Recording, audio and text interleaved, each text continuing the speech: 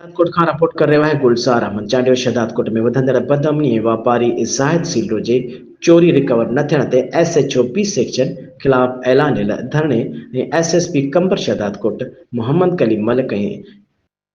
A section थाणे ते पहुची सीलरा नौजवान इतिहाद ऐं अमन कमेटी जे अॻुवाणनि ख़ुबदार अली मीरजत ज़ुल्फ़कार अली सीलो वहाब पंद्राणी कामरेड मोहम्मद उर सीलो जे जेयूआई अॻुवाणनि हाफ़िज़ अब्दुल